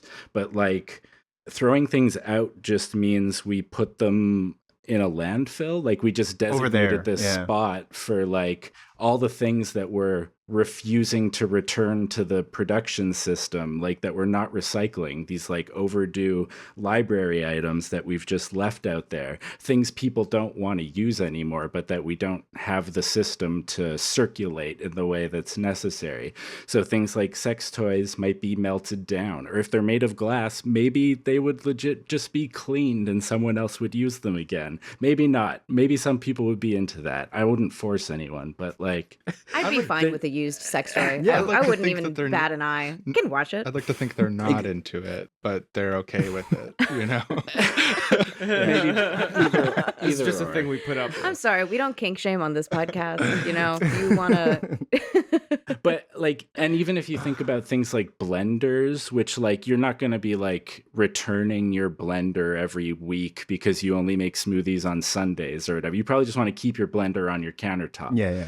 But at the same time, if we've designed all blenders to last 30, 40, 50, 100 years because they're super well designed, then like when you move in with new roommates and they already have a blender there, you don't need it anymore. So you could return it to the library. Or like you and your partner split up and now you have two households. You need a blender again. So you can take one out of the library. Like one of the things about the library intuition pump that needs to change slightly is that we think about like, oh, you take a book out for 3 weeks and then you have to put it back. But like there's certain items you would probably take out for maybe a year, maybe 10 years. Like if we think about housing as a library item, you might live in a city for 2 decades and then want to move somewhere else. So like you've taken that housing out of it's a weird metaphor in that case because you don't like take your house out of the library or whatever, like a tent. but the point is you don't have the right to destroy it, which I think is sort of my favorite part about this whole concept is that nothing is truly or maybe very, very few things are really yours to destroy or make unusable. What about then like things that are meant to be sentimental, or like wedding rings, like things that are meant to only be for one other person? Or at least like within a family. Well, I think that that probably fit into the shoe analogy. Yeah. Like when it's really truly beyond your personal property desire to give it to, your next of kin or your best friend or whoever. And it's, becomes something you don't want. Instead of it going over there to the landfill, it goes over there to the library feedstock refabrication breakdown factory. And so like when your wife cheats on you and you leave her, instead of taking your ring to like the dock and like angrily throwing it into the sea and then crying and then maybe you go get some ice cream, instead you just take it to the library and now somebody else can have your lovely or maybe lovely ring. Maybe the sea is the infinite sink for sentimental things, and we just come up with a technocratic solution of like a little robotic fish that goes around and plucks all of the so many movie stubs and exactly. tchotchkes. I do like the idea of there being like some sort of like dedicated trawling boat that just like collects all the things that you very dramatically threw into the sea. There's just one like part of the bad sea happened. we've set aside for everyone to do this when they need to. We love this part of right. capitalism. We wanted to retain it. Whipping shit This into part the was sea, extremely important. batteries, whatever. One thing on that note that I like is packaging that is actually biodegradable. I had this thought along the lines of like, well, if people already do something, how can we make it work better? Like people litter all the time. Could we make it so that things that are littered, it's fine? Like as soon Yeah. as it rains, it breaks apart and it's like a useful part of the environment again. They do Like that with probably packing peanuts now. Packing Yeah. peanuts that dissolve in Starch. rain. Yeah. Yep. And then Right, I've worked right. actually at this company, Ecovative, that made mushroom packaging that replaced polystyrene and turned into compost within like a month. Nice. So yeah, like, that kind of thing is happening. But like, once again, within the capitalist system, like you have to outcompete at that market for a price point because you're competing against people who are exploiting others and the environment, regardless of its like ecological cost. And so like, if you can't provide, say, I don't know, pick a brand like Toshiba, like a thing to package their TV in that is cheaper than styrofoam, doesn't smell, doesn't do anything like, et cetera, they're not going to buy it on the market. So, the capacity for a company like Ecovative to make a huge impact in the world is still up to the bottom line of all these, Yeah, it's a total capitalists. circle jerk between every other company that's already doing like Yeah. eco-sensitive stuff. So it's Yeah. just like the same 17 people in Brooklyn like sharing Yeah. the mushroom packaging that Yeah. they put their handcrafted soaps in. So maybe we need like a cap and trade for litter. And I could be like, well, I dumped a lot in the ocean this year. So here's some points. One thing I wanted to say on the issue of like wedding rings and like long-term borrowing from the library. First of all, like wedding rings are like a pretty recent cultural innovation, this Sure. idea of like the diamond wedding ring and stuff. And the library system, the way that we set up with like book libraries, the circling the 3-week thing is based on the presumption of scarcity and like making sure that everyone has a turn to get access to things.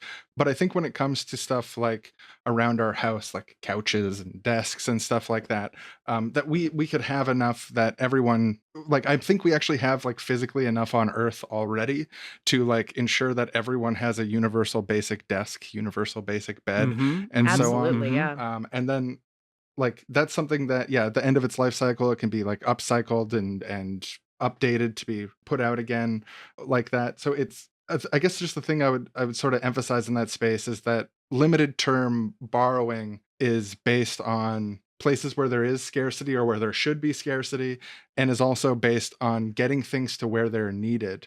And so like it's actually a fairly narrow field where you're going to have things like a coffee mug. We've got enough coffee mugs in the planet for you to have more coffee mugs than you need at home, even under a library society. But maybe if we were being honest about how many mugs we really need, we would have less as well. Like, so I think there's like an interplay between all of these sort of things in Yeah. that like Yeah. the life cycle of a desk, I'm not going to like leave my desk on the curb and hope someone else takes it, or I'm not going to think about like trying to sell it on Craigslist for the best price I can or something like that. Is there's going to be a system where it's easy because there's a social infrastructure to be ready to receive things and then make sure that they get to be where they're needed. So I think under the library socialist system, like returning to the library is as easy as throwing out things is under our society. You could call the library pickup people and they'd zip right over and grab your couch. Yeah, or like have a corner shop or a corner drop box or whatever, and you throw the old family wedding ring in there if you want. Yeah. Yeah. Well, and I think so much about like there's so much shit that I'm holding on to in my house simply because I don't want to throw it away. I feel bad about throwing it away, but I don't know what to do with it. A broken coffee grinder, whatever, various stuff. And I'm like, I know I can't get this thing repaired, but I don't want it to end up in a dump. And so it sits in my basement. And that's Better than a dump. yeah. And it would be so liberating to like just be able to take that in someplace and like get it not my problem anymore. Yeah, like that And real life essay. Like that real life essay, yeah. Yeah. And the other thing, and maybe this is silly to think so much about the blender, but I really have thought about it a lot. And the reason is we have a blender and we always use it on a whim. Like we're never planning to use the blender. I don't like, it's just something we're like, hey, I want to make this thing. I want to grind these spices. I have it in my calendar. Yeah, David, and it's on our shared calendar, so I Yeah. get a Yeah, notification it's just an like, hour smoothie. before every time David wants to make a smoothie. Yeah. But what I like is that, like, yeah, so let's say that I keep the blender. It's pretty much always at my place. And then if somebody else who uses a blender less than me and also maybe on a whim thinks, oh, Brittany has it, I can just go ask her to borrow it. And which brings me back to fucking Barb and her snowblower, because like culturally, I feel uncomfortable asking people to borrow their private property, but culture shapes our tool use and our tool use shapes our culture. And so I think that even just like the paradigm shift of things being held in common and accessible to anyone when they need it would also allow for more fluid borrowing Yeah. among neighbors. And just, I don't know, like What a relief that you don't have to talk about the dog incident, Like, Exactly. yeah. Well, yeah, and you don't have to worry that they're going to break your blend or whatever, because if they do, then you can just get a new one from the library, and the broken one goes back to the library, gets fixed, and someone else takes it out. So it removes all the logical reasons why you wouldn't want to do that as well. Yeah. And you might also know how to fix blenders if there's all this blender repair going on around. You've probably had access to opportunities to learn about the mechanical workings of things that are common, which are more or less universalized.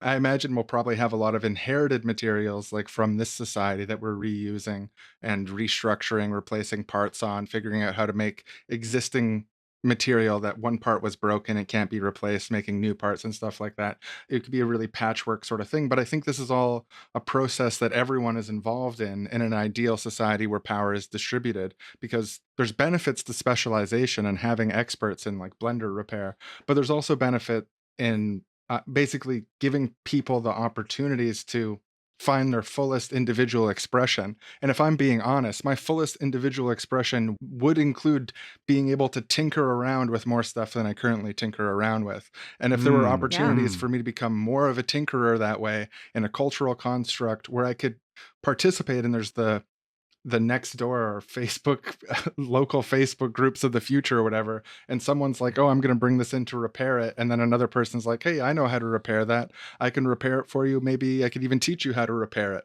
And like that sort of knowledge gets distributed through. And the other aspect of this is I think the working day needs to be cut down to like an absolute minimum. Like your weekly coerced work needs to be continually decreasing. So we have more and more space for democracy, more and more space for self-actualization. But we need institutions to be able to really do that, I think. Yeah. I like a 4-4 model. 4 hours a day, 4 days a week. I think that's the perfect amount of Yeah, work. 16. I was going to go with 20, but I like 16 even better. Because it's less. Yeah. Yeah. One could also even imagine sort of like tiers of you work more and you work harder at different times of the year, or you could think of benefits other than the accumulation of power that come with working harder or longer, like even just like social prestige, temporary social prestige. There's all these different ways that humans could be motivated around work to have variable work weeks. But in terms of like what the minimum is, I think, yeah, like I would aim 8 to 16. It's like the hard minimum that everyone has to do or whatever in society. Try to keep it really light, and but also have room to like, yeah, if you really love tinkering, you go down to the library repair shop and you're meeting with other friends and you're all doing repair work together. At a certain point, that's not really work anymore. It's work if you have to fucking fix toilets and you hate toilets, but it's not work to fix blenders if you love blenders and you're with your friends. Yeah. And so in a situation where we have, a minimal amount of productive labor, sort of asked from everybody, the people who are like, the rising grinders, the people who like want to, accumulate and like just work their entire lives down to the nub, we're going to have to, give them some other incentive other than, accumulating capital to leverage on people who haven't. Yeah, like the labor equivalent of a hamster wheel or something. Yeah, we got to put them in a, I don't know, we got to give them gold stars or like sour dino gummies, or like somehow like give them social tokens that like are like, hey, like good on you, because like, not everybody wants to just work 16 hours and then chill. I know some freaks who always want to be working, and it's interesting.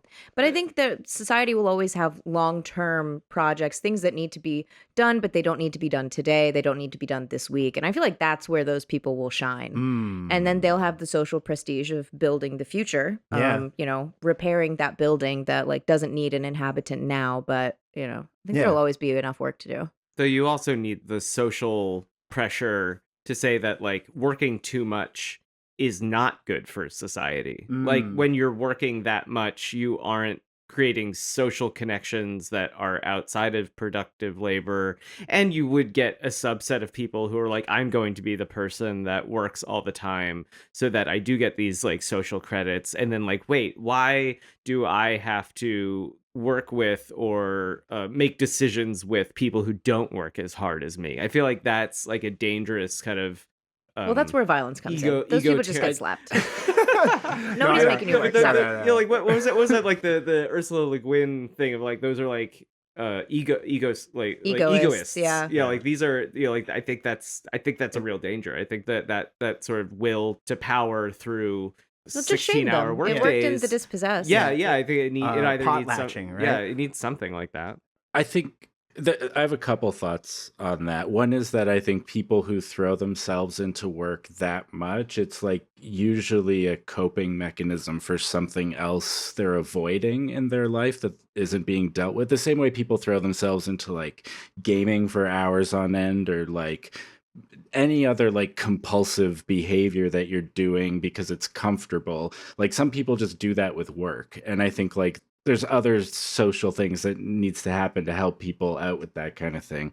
And then the other thought I had on a slightly different track was rather than like defining stars or like social tokens or you get a happy face or whatever, I think it's also like just useful to potentially have logs of like, hey, this person has logged 10,000 hours working at this particular thing. In the same way people track how much time they spent playing a game or whatever. Like if you know that a certain person is put in a certain amount of time doing a particular thing, that's a level of expertise that we can recognize socially in all the ways that it's appropriate to recognize that in terms of even weighted decision making, like you were mentioning, kind of the egoist version of, oh, why should I share decision making with people who don't know as much? But like to some extent, experts might have weighted decision making in like a democratic system, and the prestige of spending a whole bunch of time doing something that's useful for people and like,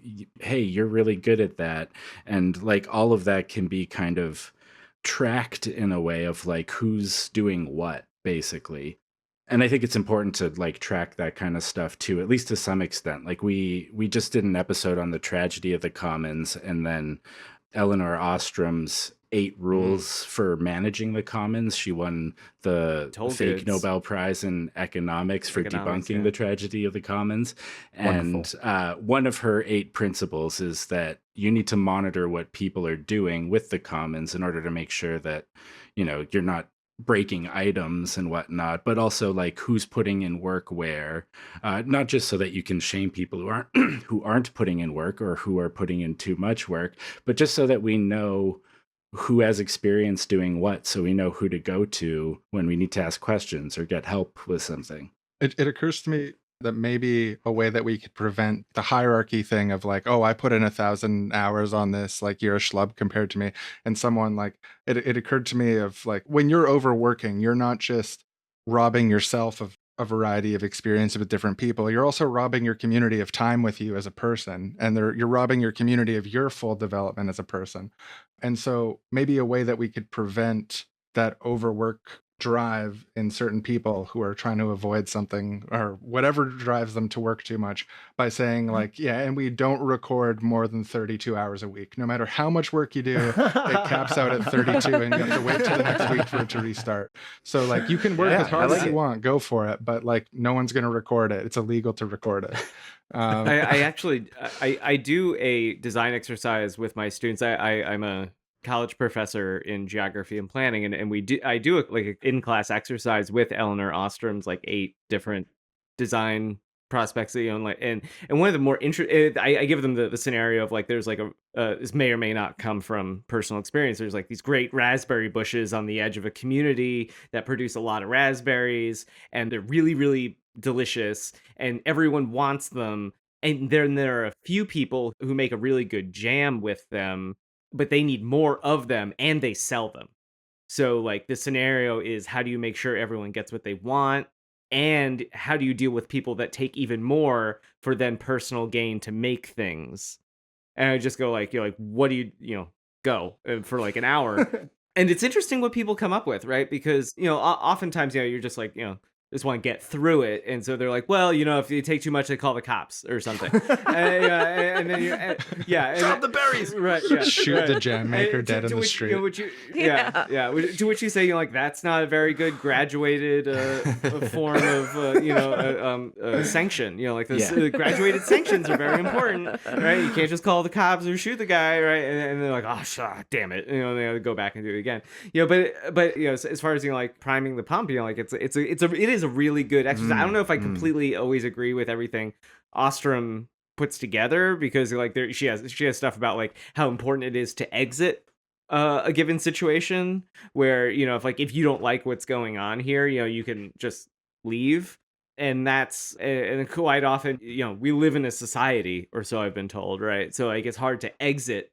So some institutions are very difficult to exit. When I was an anthropology student, one of the first lessons that we learned in like human history from an anthropological perspective was that societies that are most internally peaceful are the ones where it's easiest to leave. And it's once we start like building permanent settlements and like, we're no longer nomadic, and it's like really hard to leave now because like, you have all this stuff that you've accumulated and it's all here and you can't really carry it.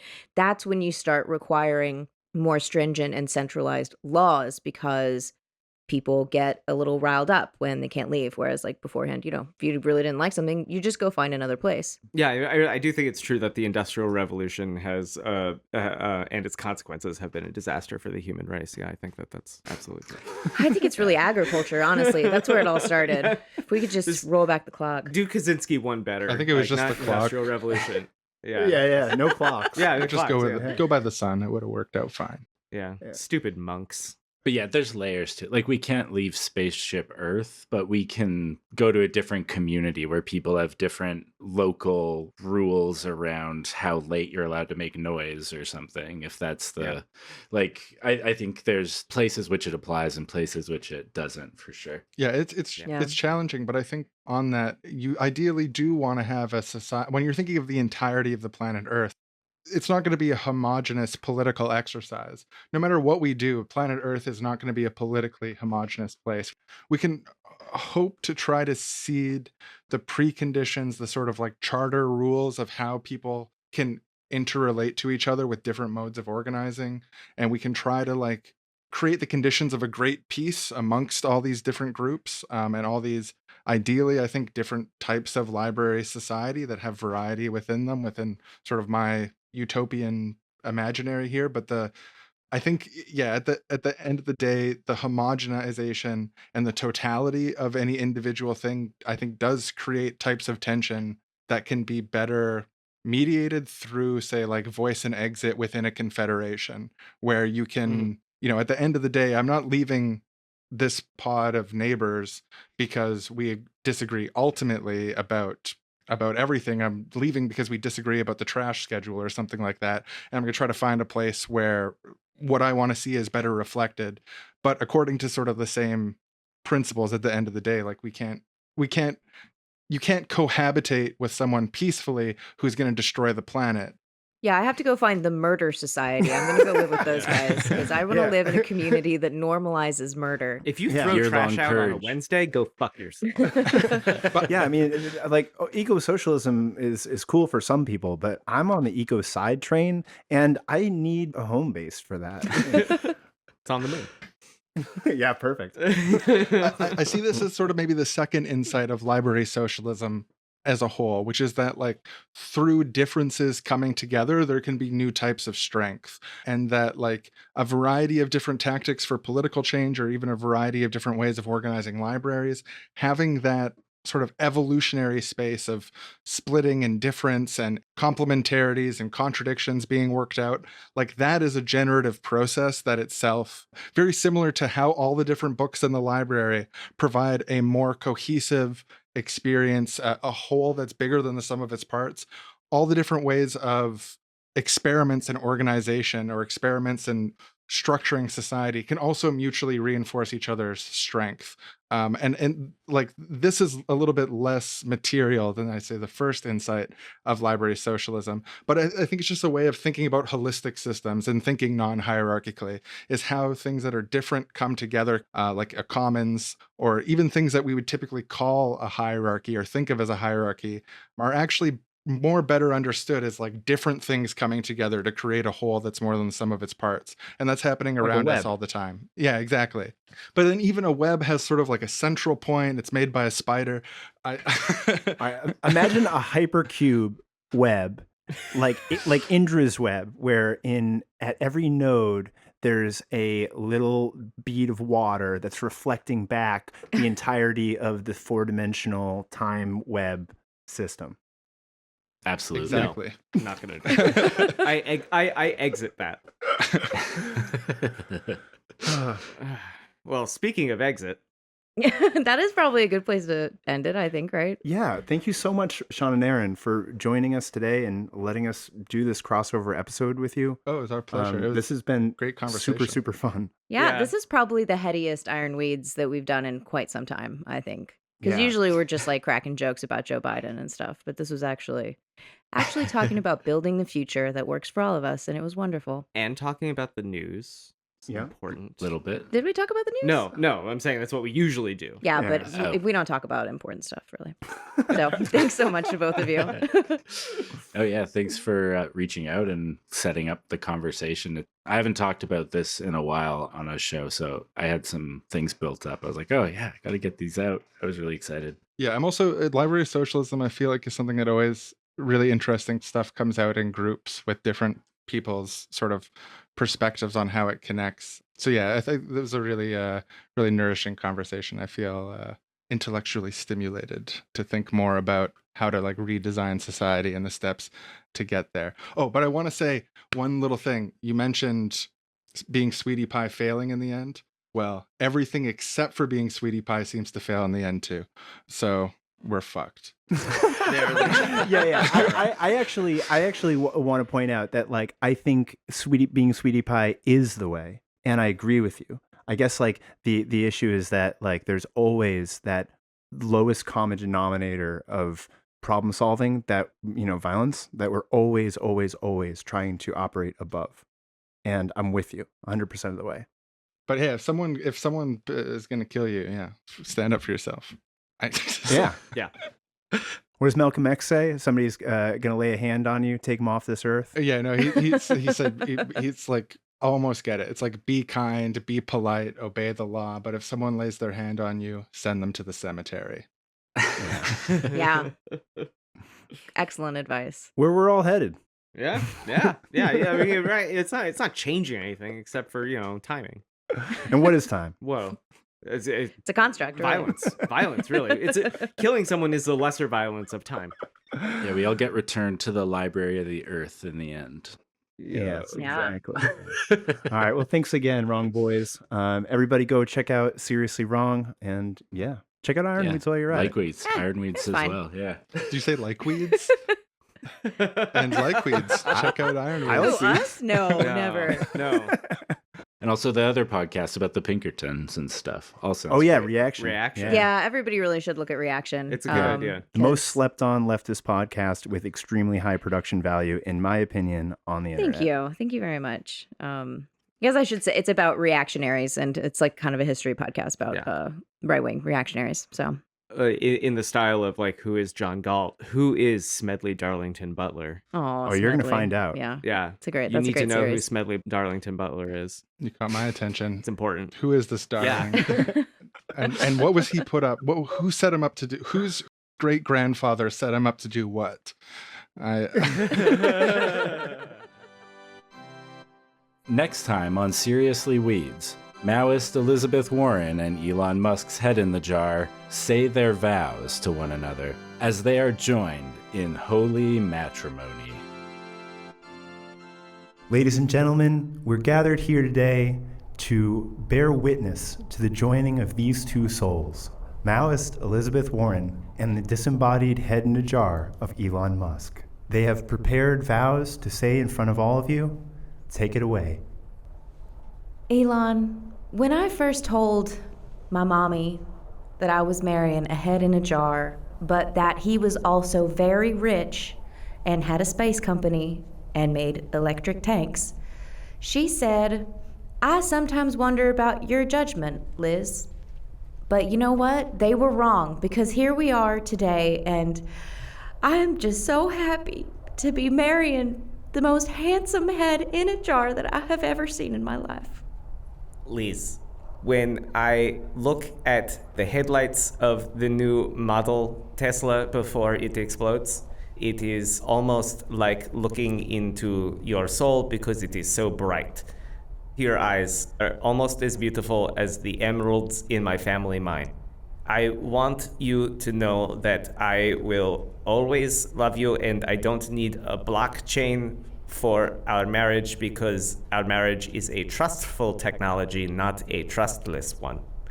And I don't think I will need to burn down as many forests to keep it alive. I love you. I love you, Elon. I now pronounce you head in a jar and wife.